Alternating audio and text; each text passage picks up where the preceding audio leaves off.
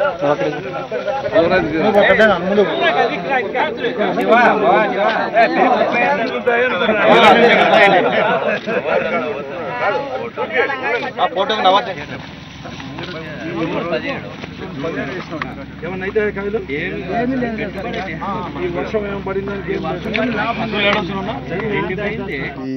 జిల్లాలో దాదాపుగా 15 లక్షల ఎకరాలు వేరుశనగ విత్తనం వేసింటే ఒక 9 నుంచి 10 లక్షల ఎకరాల వరకు జూన్లోనే విత్తనం వేశారు. అతను ఈ జూన్ నుంచి ఇక్కడికి దాదాపుగా ఈ 2 నెలల్లోనే ఈ జిల్లాకే ఒక 6 తూర్లు 7 తూర్లు వచ్చిపోయాడు. ప్రతి తూరు కూడా అతనికి వర్షం రాకుండా వర్షాభావ పరిస్థితులు అన్నీ కూడా తెలుసు. అతను ఒక ముఖ్యమంత్రిగా నేను పరిపాలన దర్శనం అని చెప్పుకుంటే అతను అన్నీ కూడా అరచేతిలో నాకు యాప్ ఉందని చెప్పి అతను ఈరోజు తెలడం అని చెప్పడం అంతకంటే దౌర్భాగ్యం అనేది కూడా మరొకటి లేదు. కానీ నిన్న ఈ 4 రోజులు కూడా ఒక హడావుడి అతని యొక్క సహజ శైలిలోనే హడావుడి ఒకళ్ళు చేసేసి ప్రజలను డైవర్ట్ చేయడానికే దీన్ని ఈ పర్యటన అంతకి 4 రోజుల పర్యటన ఉపయోగించుకున్నాడు తప్ప ఏమాత్రం ఈ రైతాంగానికి కానీ జిల్లాకు కానీ ఉపయోగకరమైనది మాత్రం చేయలేదు. నోటికి నాలుగు ఎంత చేతనైతే అంత ఎవరికి ప్రపంచంలోనే దేశంలోని కాదు ప్రపంచ చేతన ఎంత అబద్ధాలు చెప్పినాడు. నిజంగా చెప్తాను, ఈరోజు జూన్లో వేసిన విత్తనం వచ్చేసి ఈరోజు దాదాపుగా 70-72 రోజులు అయింది. ఈరోజు వర్షం వచ్చినా లేకుంటే ఆయన చెప్పినట్లుగా రెయిన్ గన్లో వచ్చేసి పిచికారి చేసినా కూడా స్ప్రింక్లింగ్ చేసినా కూడా వర్షం వచ్చినా కూడా ఉపయోగం లేని పరిస్థితుల్లో 10 లక్షల ఎకరాల్లో కూడా ఈ జిల్లాలో ఉంది. మిగతా 5 లక్షల ఎకరాలకి ఈ వర్షం ఏమైనా ఉపయోగపడుతున్నాము. ఈరోజు ముందేసిన విత్తనం కూడా పచ్చగా ఉందంటే వర్షం వల్ల పచ్చగా ఉంది తప్ప ఇతను చేసింది మాత్రం ఏమాత్రం కూడా లేదు. ఇది చాలా రైతులను మోసగించడమే, రైతులను మోసింది ఓ ద్రోహం చేస్తున్నాడు. ఎందుకంటే ఈయన వచ్చిన 2 సంవత్సరాల్లో కూడా ఇంతవరకు ఇన్పుట్ సబ్సిడీ ఇవ్వలేదు, ఇన్సూరెన్స్ ఇవ్వలేదు. కొద్దో గొప్ప ఏమన్నా ఈ సంవత్సరం వస్తుందేమో, ఎందుకంటే 45 రోజులు వర్షం గ్యాప్ వచ్చింది కాబట్టి ఇక్కడ మామూలు ఇన్సూరెన్స్ లేదు గతంలో మాదిరి. వాతావరణ బీమా ఉంది. వాతావరణ బీమా ఎలా ఉందంటే 3 స్పెల్స్గా చేశారు.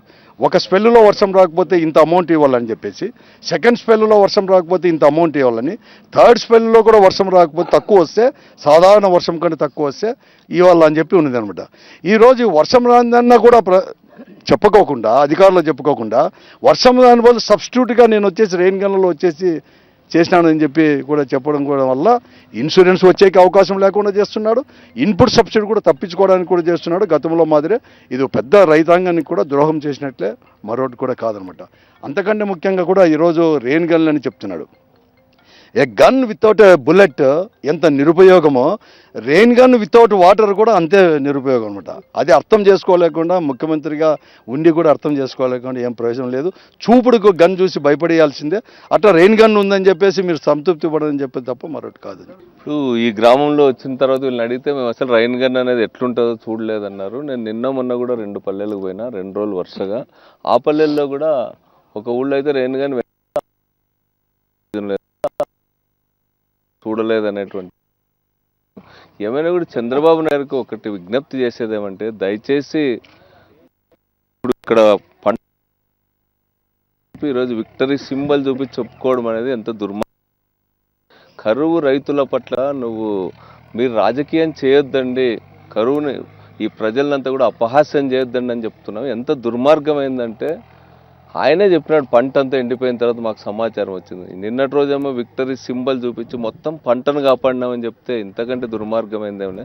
పంటను కాపాడినామంటే రేపు కరువు ఉందని ఎవరు అడగడానికి లేదు, కరువు ఉందని చెప్పి ఎవడని ఇన్పుట్ సబ్సిడీ అడగడానికి లేదు, రేపు ఇన్సూరెన్స్ కూడా ఇవ్వకుండా ఉండేదానికి ఇది ఒక కుట్ర తప్ప అందరినీ కూడా మోసం చేయడం, ద్రోహం చేయడం తప్ప ఏం కాదు.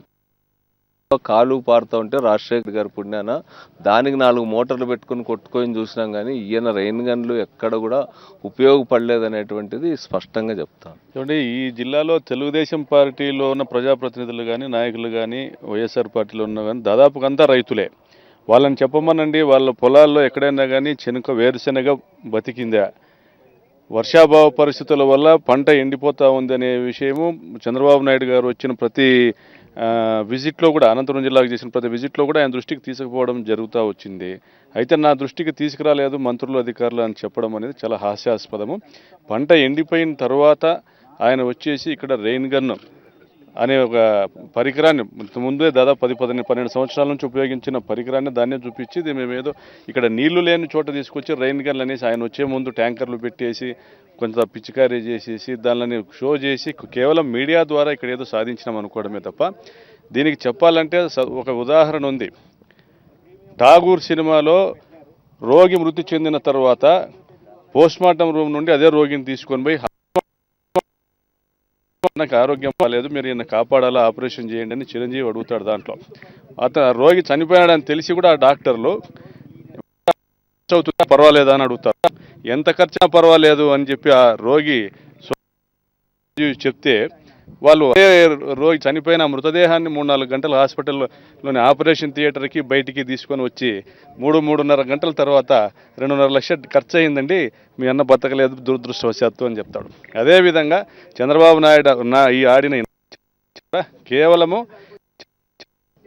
పరిజ్ఞానాన్ని అంతా కూడా రైతుల్ని అపహాస్యం చేసేదానికి, రైతుల్ని ఎగతాళి చేసి ఉపయోగించినట్టునే జిల్లా రైతులంతా ఉంటారు.